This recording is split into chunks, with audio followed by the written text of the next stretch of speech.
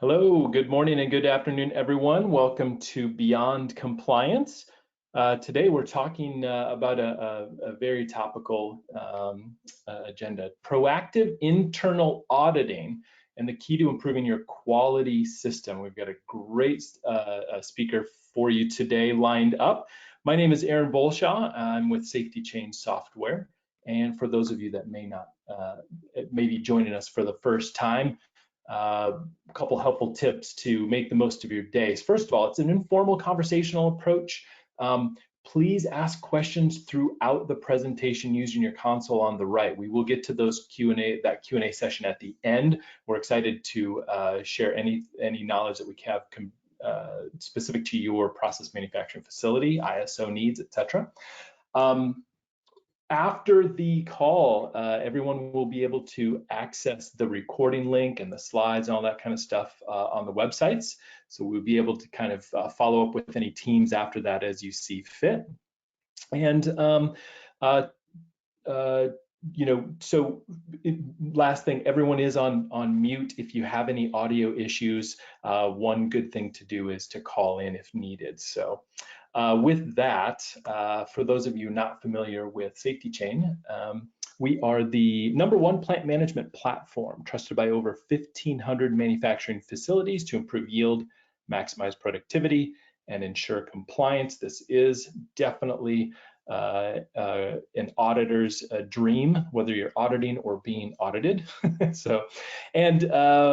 that, I do want to introduce our presentation panelist today. IJ Arora is the president and CEO of QMII, and he's got a 30+ year distinguished career focused around ISO standards, process improvements, and overall business effectiveness that spans a wide range of industries. He's also an exemplar global master auditor and lead auditor, and overall a great author. He speaks frequently on management systems, conflict management, crisis management, and leadership. Deep experience in all of those. And IJ, I appreciate you taking some time today with Beyond Compliance. Welcome.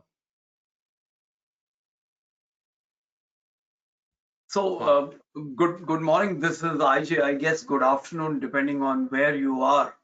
And today our intent is to see. Thank you, Aaron, for that introduction, to understand how to conduct value-adding audits. And I will take a minute there to introduce to you how do you provide value, and of course maximizing auditors' contribution, what kind of training and on-job training you should have for the auditors, how to assimilate and share information for improvement.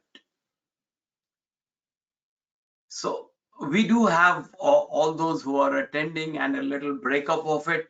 I do see that most of you are quality professionals, auditors with an interest in food safety and operations. It does not matter what you do, but if you are a quality professional, if you are a senior management, this discussion always comes up. Is this audit a formality? I just need to do the paperwork to get over this auditing requirement, or is there a real return on investment that I'm making with all these quality departments and professionals and the rest of it? And my experience and answer to you is you provide value if you do a value added auditing phenomena, which I'm going to talk about. So a bit about my company, QMII. It has provided, I think, best in industry process improvement, consulting, auditing, and training since 1986. We are headquartered in Ashburn. We are a 9001 certified company. We are on the GSA contract with the federal government. We are a small business, DBE, minority owned. And of course, we also hold the Schedule 70, which means cyber security and the vast array of standards that we do, including maritime. We have a lot of clients. I've just put up a few of them, and we take pride, and it's an honor that US Coast Guard is one of our clients, and we do their management system for the prevention department, the mission management system. The wonderful Federal Highways has a management system, which we are the consultants for that, and the rest of them, as you can see. And on the right side, you can see a whole lot of maritime companies. You see aerospace, you see the US Army. We haven't put, I think, the US Air Force, but we work with all these clients.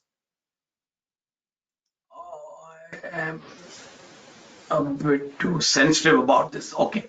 Of course, we are with the Exemplar Global, and with RAPQSA Exemplar Global, we have almost a 30 plus years.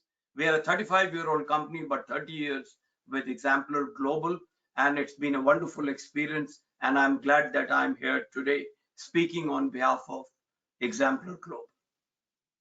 All right. You will see in front of you a definition of auditing. Sometimes when you come for a webinar like this, you could ask, why are you putting up this definition? We could read it in ISO 19011. We don't need for you to say, as Aaron said, I'm a master auditor, and then come and put up a definition. Well, I want you to look at it because this is the starting point for a value added audit.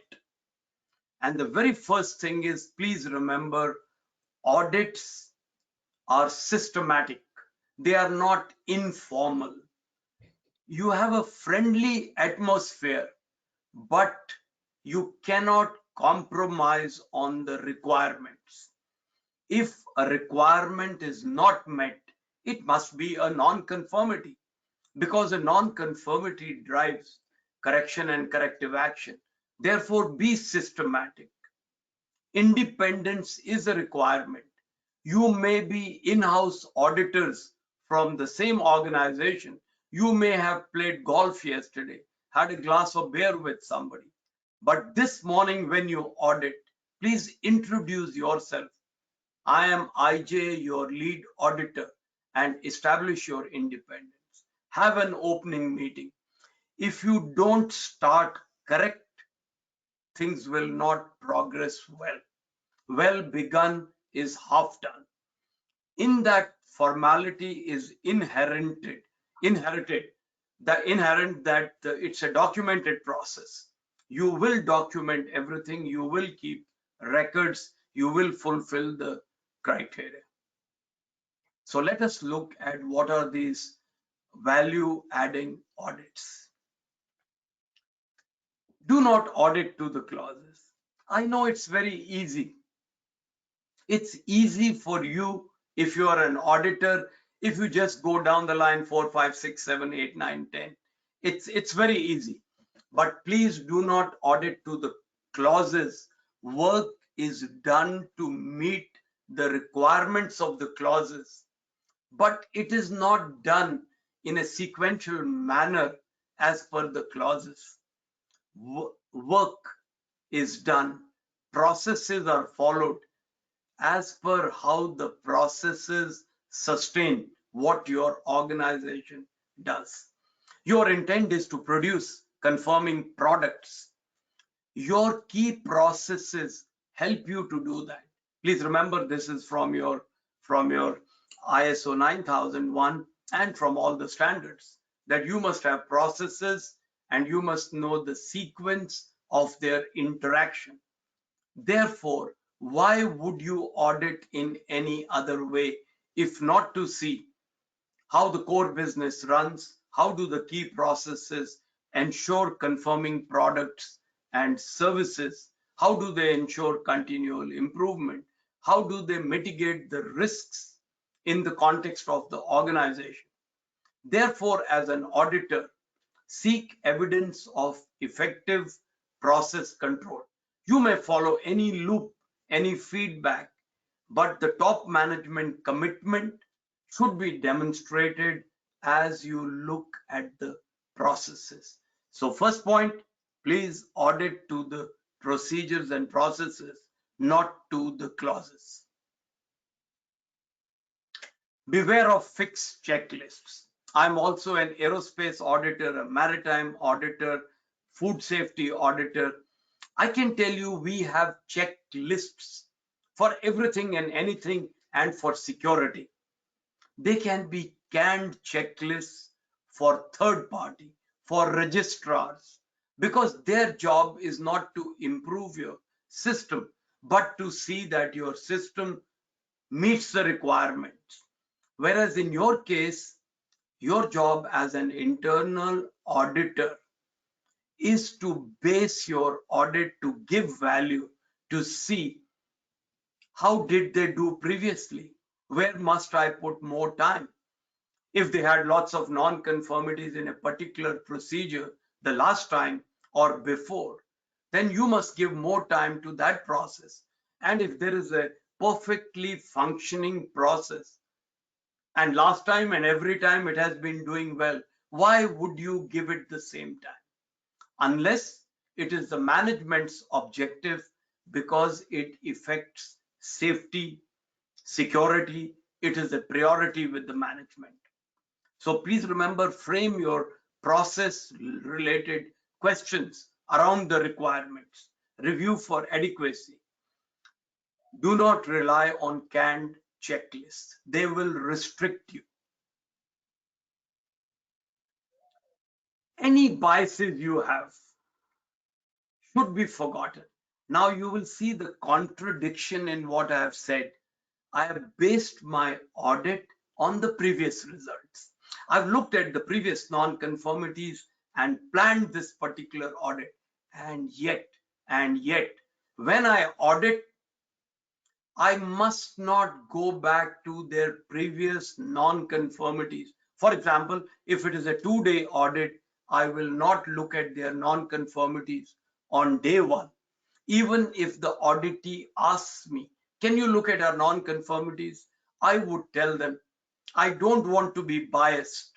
I know we have designed the audit based on your previous weaknesses, non-conformities, previous management review, but I want to do an unbiased audit, and we will get your non-conformities perhaps on the next day. Give it a try. It works. So you avoid the prejudice from the past audit results, and therefore you audit to the requirement. Please remember the definition of a non-conformity. It is the non-fulfillment of a requirement. There must be a requirement. We never audit to our whims, fancies, and our experience. We avoid ego. We respect the client. Therefore, let's look at the anatomy of a non-conformity again. There must be 3 distinct parts in it: a requirement, objective evidence which shows that a requirement is not met, and a conclusion, which, if you like, we would like to call it nature, which concludes, so what happened? Failed to, neglected to, no evidence was seen of, nothing mentioned in the preventive maintenance. That is the nature. So please remember, again, I like to rub it because I see many auditors I come across, they ask for advice, and I see them starting off with, per my 30 years experience, I think. Oh, we don't want your 30 years experience in auditing. Use it to ask questions, but not to give non-conformities. You must base your non-conformities on clear objective evidence showing that a requirement is not met and giving us the conclusion, how did we fail to meet the requirement? Make sure your non-conformity is correct, complete, and clear. Anybody can understand it, not only those who were involved, including those at corporate headquarters, etc. Don't forget, non-conformities drive corrective action. If you are not writing a good non-conformity, perhaps the corrective action may be incorrect. For example, I was looking at in Arizona at an air base. I won't name it, etc., to keep my client. And they were looking at the viscosity of the lube oil. Now, if I do not give good objective evidence that it was summer, it was afternoon, the temperatures were 100 plus, they may not be able to do the root cause analysis which leads to the viscosity of the lube oil. They may look at other factors.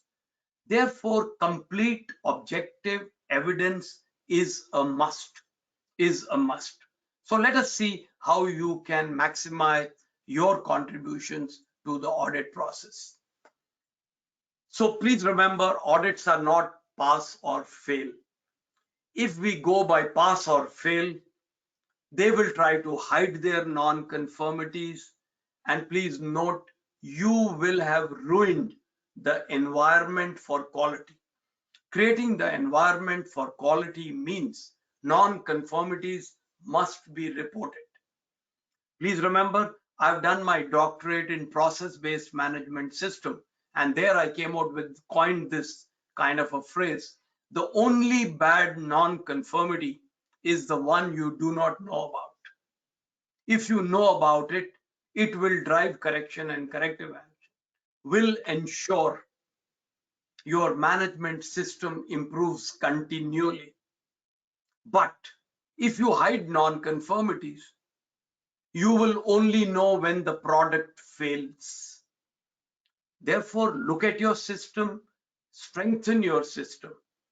Don't blame individuals, blame the processes. Yes, there are times when the individuals are non-competent.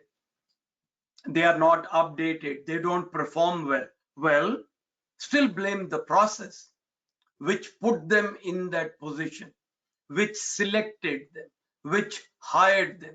Just by firing, shouting, and blaming at individuals, the process won't change. Therefore, remember, as you collect data, data drives risk and trends. So non-conformity is a good thing because it provides you the data which will lead you to risks and trends. Let us see then how to train our auditors. Having seen all this and what I have conveyed to you, please remember to differentiate between inspection and an audit. Many auditors mix up this. Please remember, the inspectors look at the final product, the service. The product is already ready. Inspectors cannot, do not, will not add value, because what doesn't meet the requirement, they will reject it. It's a loss.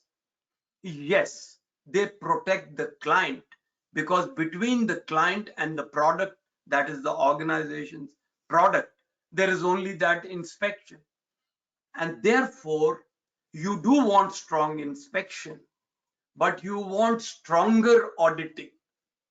Please see what I have explained to you.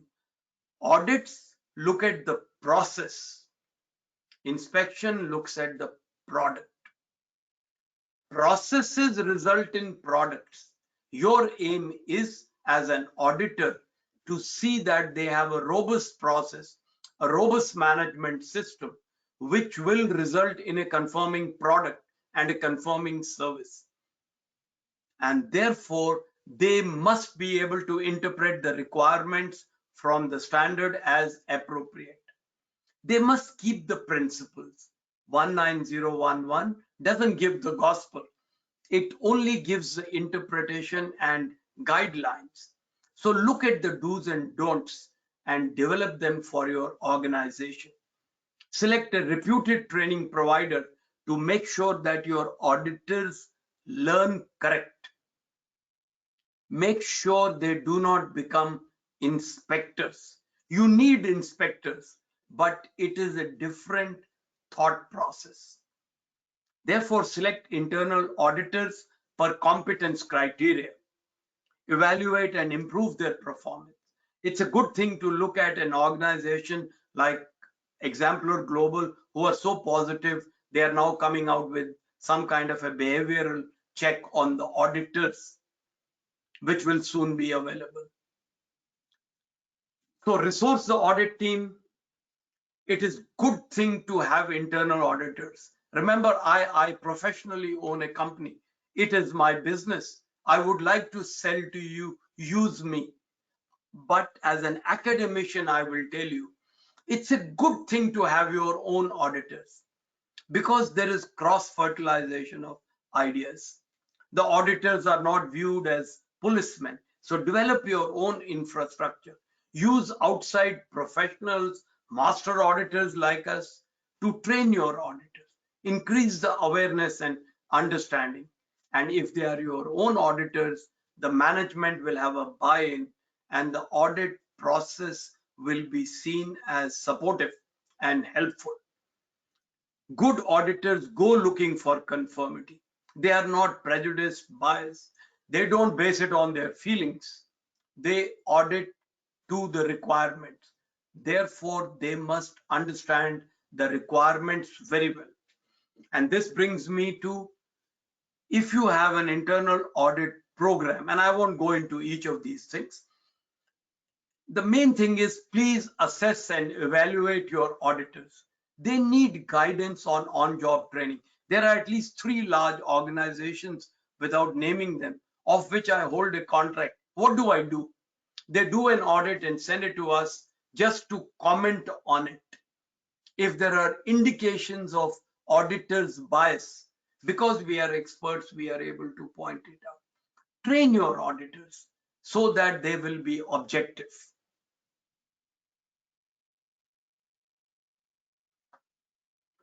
Aaron, I'm back to you for a minute. Yeah, so this is great. I think some of the key points that you made, I think resonates for a lot of us. One is, that whole thing, not auditing to the clause. Don't do that, right? We've got some good questions coming in. I want to keep people's attention on there. If you have some more questions, we want to get to them. I've got a few myself, IJ, but before we get to your questions, I had one that I wanted to offer. I'm curious, and I'd love to share this poll with everyone. You'll see this appear on your screen in just a second. I'm curious how people are doing their auditing right now. So we're going to launch this poll, and it's just going to ask a quick question. We don't know who's responding, so be honest in your answering. But we just want to know what best describes how you're performing that internal audit, right? So the first one obviously is 100% paper, manual processes. Some of us are still doing this, and it works, right? Next one, a mix, right? You get some paper, some manual processes, then you're going to go to the spreadsheets, you're going to use some software of some kind, then you're probably going to email that stuff around to everybody to make sure the right people see it, right? Some people we've come across in SafetyChain IJ where they've got a solution and this is the worst. They don't use it. They've got this software system and they don't even use it, and that's kind of a miss. Is it a mix of software for processes and spreadsheets and emails for the other things, right? Or do you have that cloud-based software solution with that auditor portal login, really honoring that? We got about 55% people voted right now. We'll give you a couple more minutes, or not a couple more minutes, sorry, a couple more seconds to do that.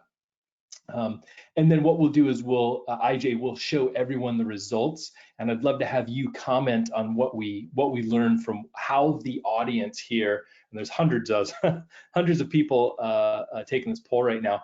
Would love to get your comments on that. So I'm going to close this poll, last couple of seconds for anybody, and then I'm going to share the results. So IJ, you'll see these come up on your screen as well. It does go to webinar just a minute to pull these forward so everyone can see. So there you see, IJ, what are your thoughts on this poll, the results? So I will go first to all of you to appreciate that till about 2015, risk was something bad and only to be mitigated.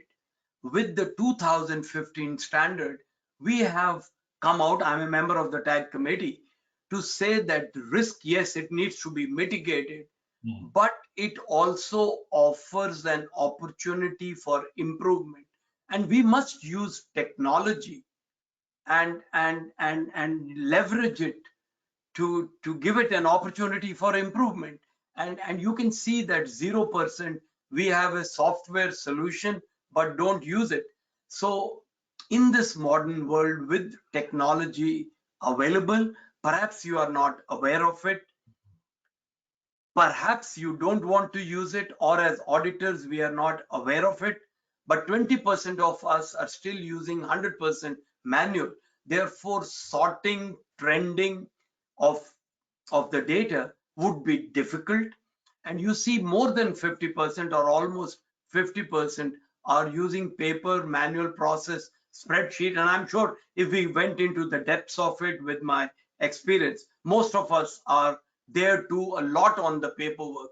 So my thought on this, Aaron, and to all of you participating, is that using a software is a good idea, or you can develop one yourself, or you can go in for professional software, but it will help you to sort and get your data converted to information, analyzed, and at the least it should give you trends and risk. That's Yeah. what I would like to comment on. Yeah, I think that's a great insight, IJ, and I think it speaks to how much we should approach the process of just improvement, right? This isn't a race to the finish and then we're done. This is how can we improve over time to make sure that our ISO standards and systems are operating efficiently, maybe your GFSI schemes, whatever you're auditing in those processes. One key takeaway is this: if you lack the data to give you a perspective on how well you're doing, it will be very hard for you to either, do the audits themselves and then understand how to get better. Now, in many instances, we've found at SafetyChain that people are saving about 75% of the overall labor it takes to perform and assess audits with a solution. And so make that simpler for you, make it simpler for your auditor. If you haven't looked into anything yet, we do, of course, encourage you to. But I want to get back to the presentation now, because you have a bunch more great information for us, IJ. So why don't you keep going? I appreciate taking a second to just see where everyone is at in the room. Wonderful. So that was a very good input, and it gave me the opportunity to reiterate that the entire intent of the top management leadership is to be warned before something goes wrong, which means risk and trends tell them what is going wrong. It's a proactive approach. Of course, we will do corrective action to non-conformities. We are happy. Where there is rejection at inspection, we will use that too as an input at the check stage of the PDCA cycle, plan, do, check, act cycle.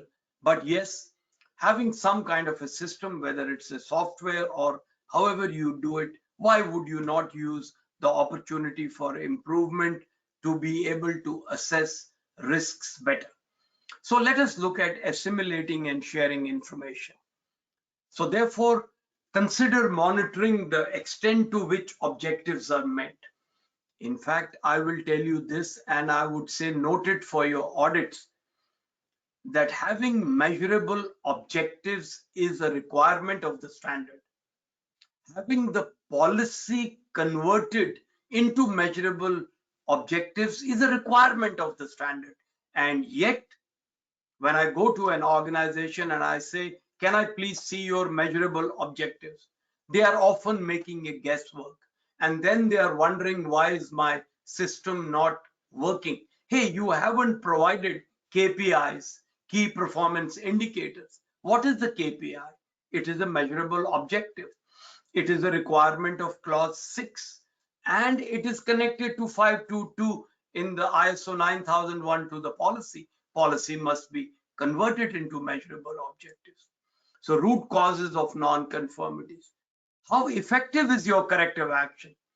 I know of numerous instances where corrective action has been taken, 6 months later, the users have gone back to their original ways. It was not effective. You spend money, but they thought it was no good. So please remember to go back and not only have a closing date for the non-conformities, but to put a cyclical date for verification that the corrective action is actually effective. So you want to therefore look at the performance as per 932, do a management review, analyze and present the data, ensure leadership is briefed on matrix. For all this, it is a good idea to have some kind of a software which will enable you to determine the risks and trends. All right. Let us look at beyond compliance, which is basically going to take you to the questions. I have, I think, summed up most of this. Let me hand over to Aaron to go ahead with this.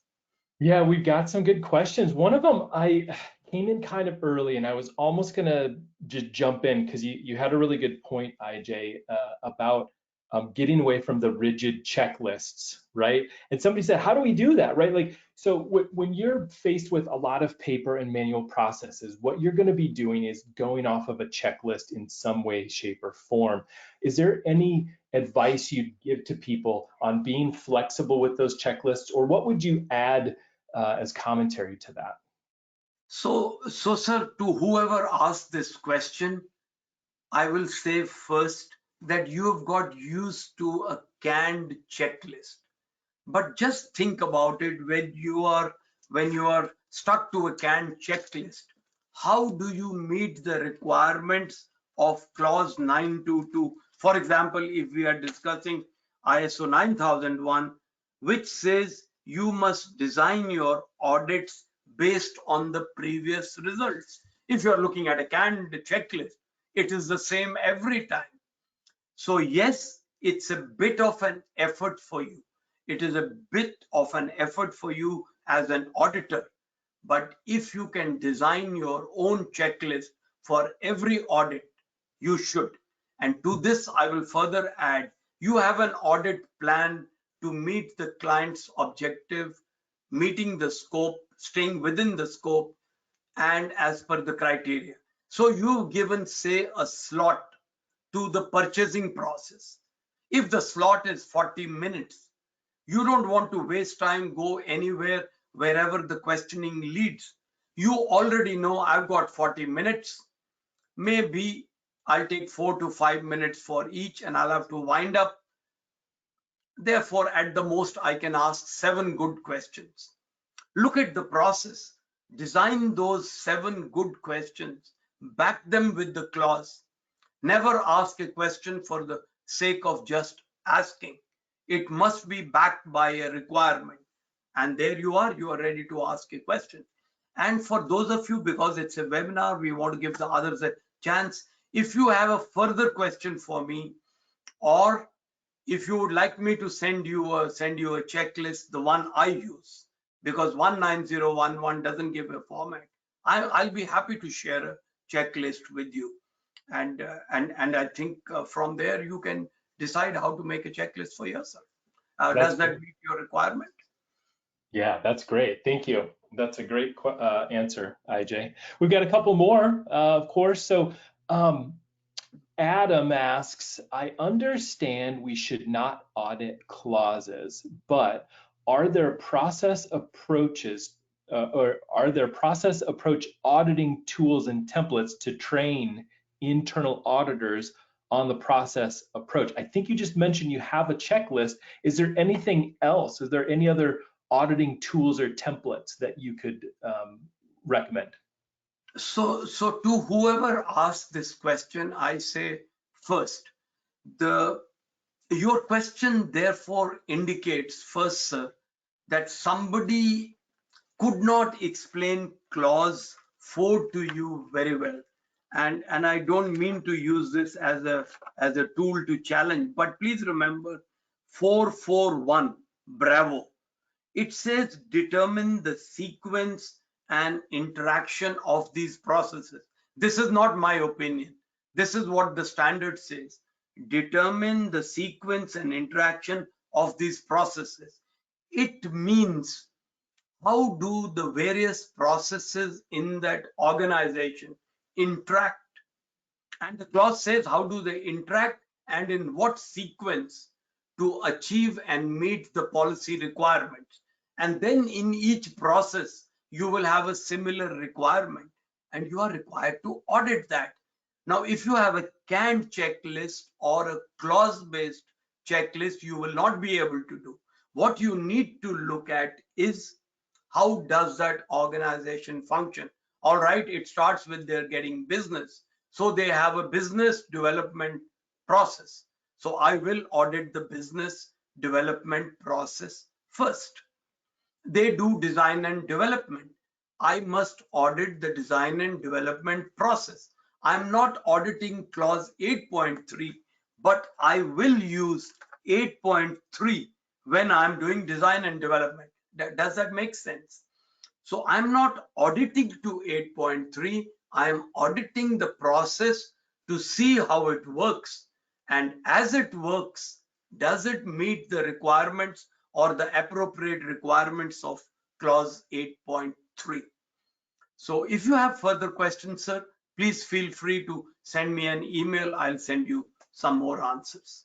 Awesome. And that was Adam. Yeah, Adam, that's really good. I'm going to put your information up on the screen really quick, IJ, so that as we go through the remainder of these questions, people can kind of chat this or jot this stuff down, because we got a couple more to get through, okay? Yes, sir. Sarah asks, and this is an interesting one. So she asked, what kind of software is out there to help reduce risk in warehousing? First of all, Sarah, when you asked this question, I saw it come through. I had the vision of that video I've seen on one of my, like probably Instagram or Facebook, of the forklift pulling something off the top shelf and then all of these shelves going crashing over when you put that in there. So listen, as a software provider, what we can always recommend, we don't have a specific module for warehousing, but ultimately when you do audits to reduce risk, sometimes I kind of want to ask what kind of risk you're looking for. Is it an environmental, is it EHS? Do you have, but I think to your question, if you have a ISO, then there is definitely software systems out there that are flexible enough to fit your needs. And I'll just kind of bring this to IJ's attention. IJ, when we talk with customers across process manufacturing and look at their needs, every single business is a snowflake. Every single process is very specific to their environment, their facility, and their customer needs, right? And so when you break that down, what I would recommend Sarah does is look for a solution that isn't a one size fits all or a point solution, as we sometimes call that. Look for something from a provider that really does fit your particular warehousing operations. IJ, would you have anything else to add about specifically warehousing? Yes, sir. We have done a lot of work with warehouses, and especially with the Air Force and Army and the inventories they maintain, and sometimes, without quoting anybody, I will say that I've been to an organization where they had inventory lying around and they had lost track of the expiry date, and it amounted to maybe $500,000. So yes, warehouse risks are many. Warehouse also end up in aerospace environments where you find that something which doesn't meet the requirement is a non-conforming products gets mixed up and you must keep it caged, and so there are many risks in the warehouse work, Sarah, and I appreciate what you are saying. My thought to you would be, there are many software, and since this is an academic discussion, my recommending any would amount to being biased towards one or the other. So I won't do it. I can do it offline, but I will give you an academic thought on it. When you select a software for your warehouse and for the risks you have. One, study your non-conformities, trends, issues that you are having, the trends that you are having. Don't jump to a software and now fit your problems to it. Instead, first define your requirements and then look for a software or have it developed. I call it the as is approach. So please remember, I see many organizations spend millions of dollars on software, and they do not appreciate the as is of their system. Our wine is bitter, but it is ours, say the Brazilians. And let us go ahead and improve that wine, but at least it's ours. So know your problems. We in the commercial market, I include myself, we always have a solution in our pocket, but it may not be the most appropriate for you. So we want you to have the problems defined so that we can be the academician to help you, or you yourself can. So what am I answering? Know your problems, know your non-conformities, look at your RMA, look at your product rejection at inspection and returns from customer to see what exactly is your problem and what is the type of software you require. Maybe you need one designed, maybe there is one available. Sarah, does it answer your question? Yeah, I think that's great. And you said something, IJ. I want to just one of our solutions architects, we did a process improvement, how to make them stick presentation a few weeks back, IJ.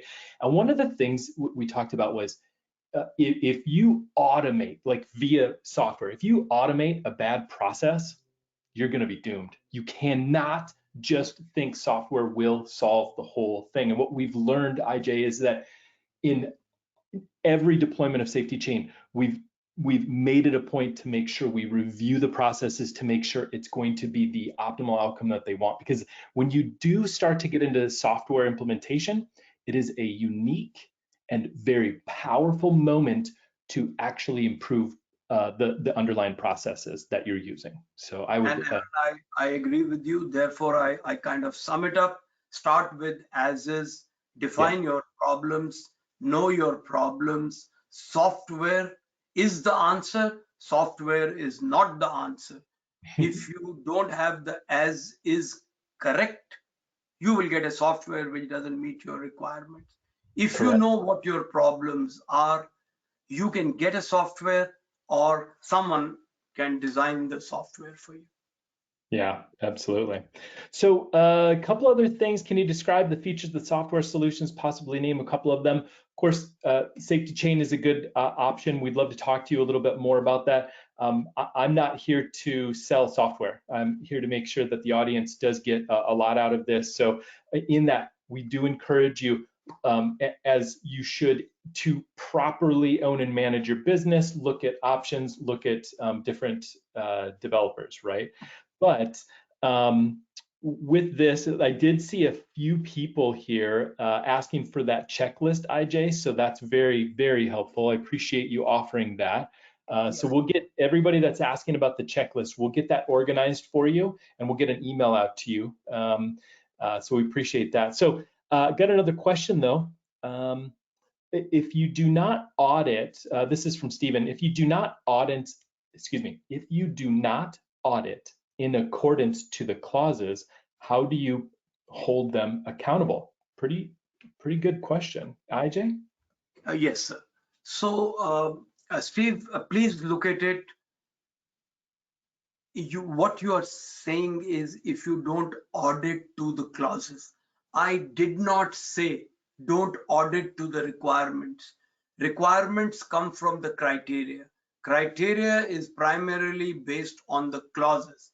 So therefore, whether there is conformity, it will be based on the requirements, which are the clauses.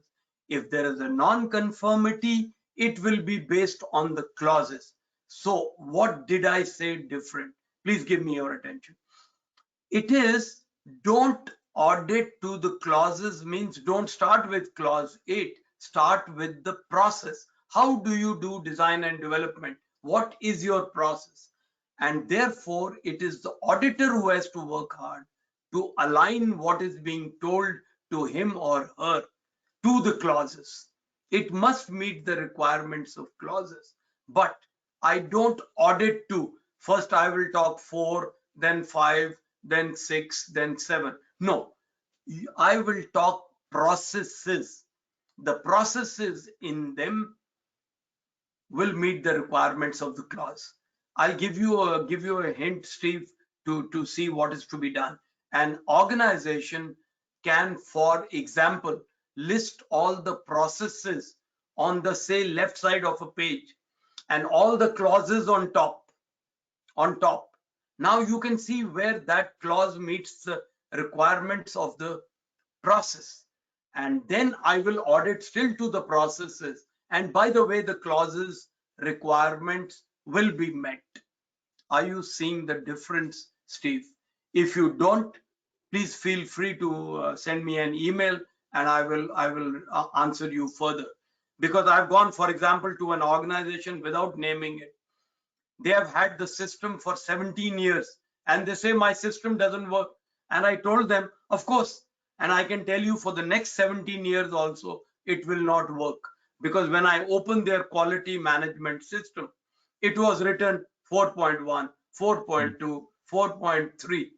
So I said, where is Mr. 4.3? So I can talk to him or her. Where is 5.1?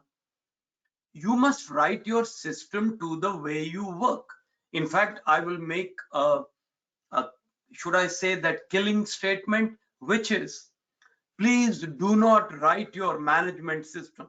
This is to the organization for the auditors.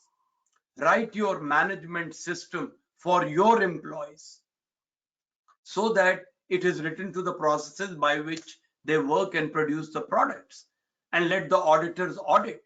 And to you all auditors, my brother auditors, I say, audit well, learn to audit to the processes and align it to the clauses. Does that help? That does. I think that's a great summarization. Thank you. I've got, IJ, this is a question. I love this question. So I'm just going to get into it. John asked this: how do you separate the process audits and the system audits of the production process? That's a really, I mean, to be honest, like that's a hard concept maybe to get, but that's important. Can you speak to that a little bit?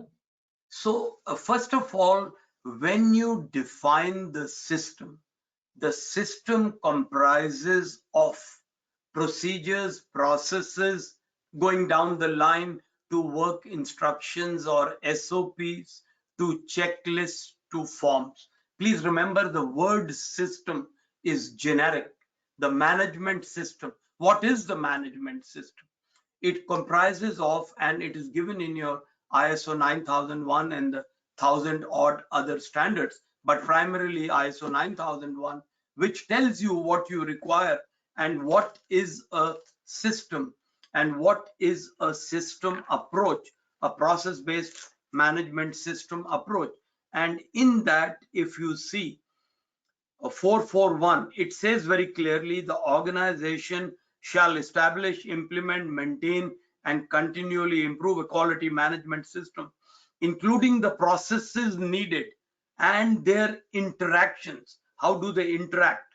In accordance with the requirement of the standard. And then it talks of the sequence, etc. So when you talk what is the system, you mean what are the processes you use, whether they are documented or verbal, known, not documented, does not matter, but they do have a process. Dr. Deming says, if you cannot describe what you are doing as a process, you probably do not know what you are doing. And you as an auditor are actually going and auditing to that. Do they know what they are doing? Because if they don't, you want to give them a non-conformity to competence 7.2, that they do have a system. So please remember, in production, in a service, you work as per processes. That means you are working systematically.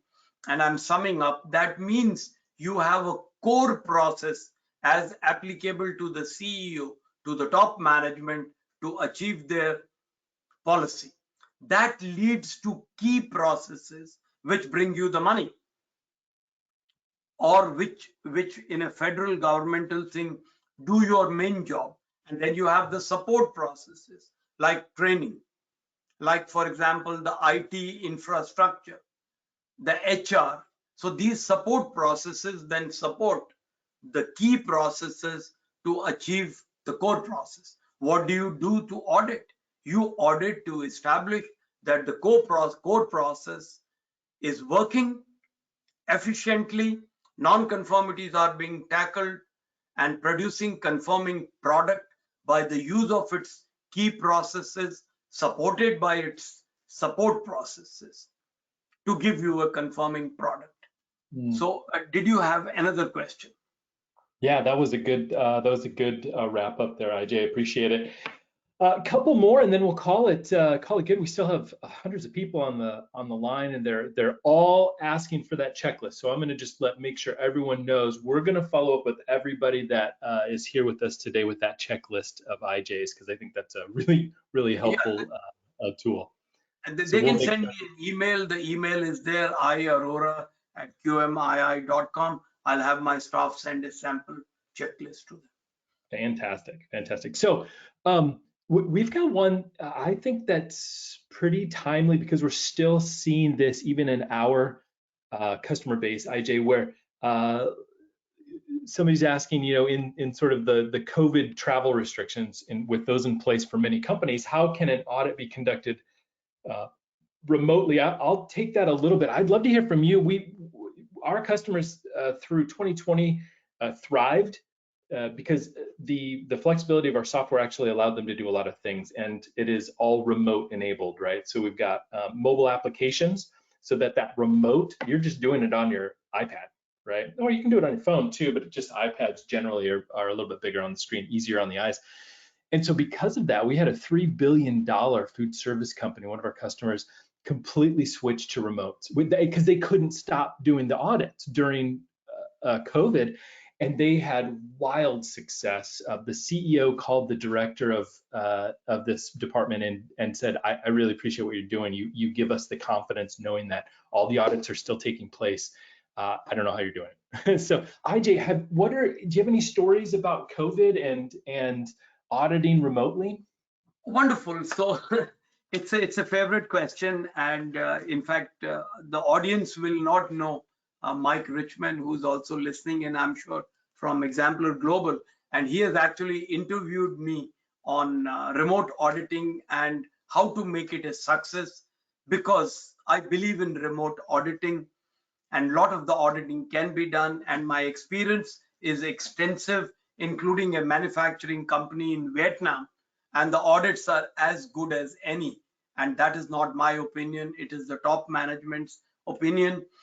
Military service with 30 odd sectors has been audited completely remotely, and therefore I want to assure my audience that remote audits are a reality. They work as well. Some of you may have reservations, and to you I say with respect, it just means a little more hard work in planning the audit. But once you get used to it, it is not at all difficult. I can even hear the machinery sound if I need to in the audit by for example, whoever is in Vietnam, the lady, she's a quality manager, she puts the iPad next to it. I can. Every document she sends to me, every record comes to me. So therefore, I believe in the remote auditing. There are cases where a drill or an efficiency has to be determined by being present. But today the technology has advanced so much, and as Aaron was saying, there are SafetyChain has software, and I'm sure there are many more software. You can do an equally value adding audit remotely as you can do in person, Of course, look at and follow the norms that are given in 19011. You have to mention in the audit report the technology used and so on and so forth. You have to tell the client, if it is military and others you audit, that you are not responsible for any leakages along the software, etc. But once you have done all that, there should really be no issue at all. And anybody wants to discuss it further, they are welcome to call or email me, because no point explaining more on this. And I'm sure Exemplar Global will be happy to provide the interview they did, where I talked about value adding remote audits. It was a full 1 hour session. I love it. Yeah, and that's really interesting, IJ, that you actually just had them. You needed to listen to the piece of equipment for part of the audit, and so you were able to do that remotely. And this is we've also experienced this boom of requests for remote audits, right? And the only way you're going to get there is through technology. But I promise you, like IJ said, the discomfort of learning how to do it that first time far outweighs, because then you open the door to downstream. Now you can do remote audits. How many of you, if you're an auditor on the phone, how many of you have, so many plane tickets backed up because you got to go on site, you've got to see these things. Wouldn't it be nice to spend a few of those days at home, right? You can do these things remotely. So very good question. I've got one more for us, and then we're going to wrap up, IJ. And this is a good one coming from Sterling. At what point in the quality journey do you move from the ISO requirements and base our checklists on our documented processes? I think this is a fantastic question to end on. So please remember that the criteria of an audit is integral to the audit.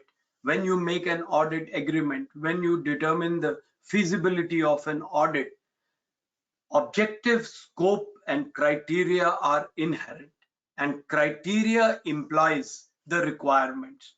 The requirements include the standard, your quality management system, which you are mentioning. So you never audit without backing the requirements to the requirements in the standard if the organization has accepted the standard.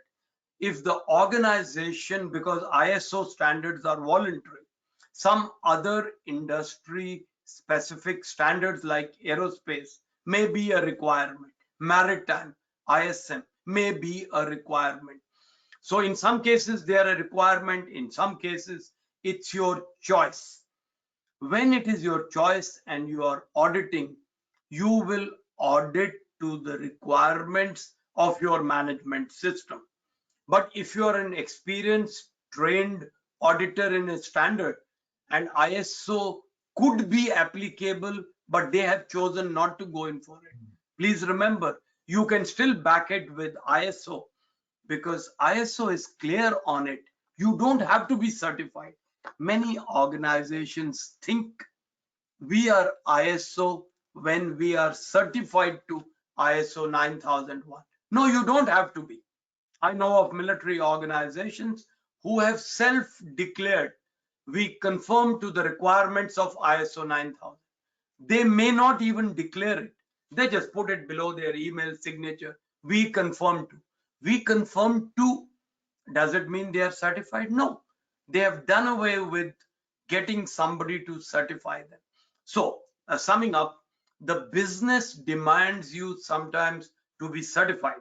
When it does not, why waste money paying the third parties? You can just do your internal audits. But why would you want to reinvent the wheel?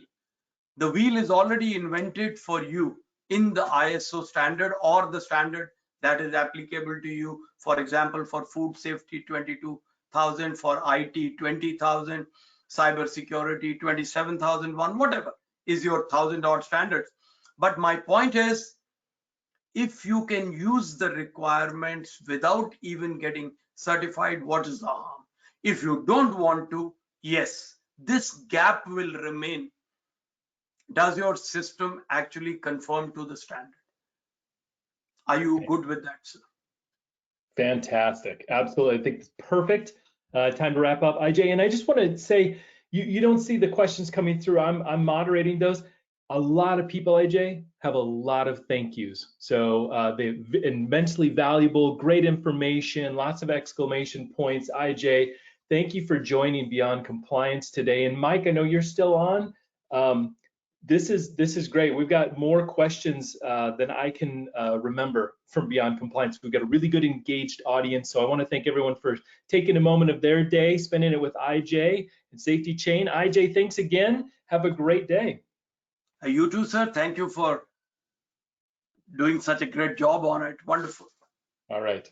Cheers. That'll end us for today. We'll hope to see you on a future one. We've got one on June 12th. If you want to check that out, more resources, safetychain.com. Everyone have a great day. Thank you so much.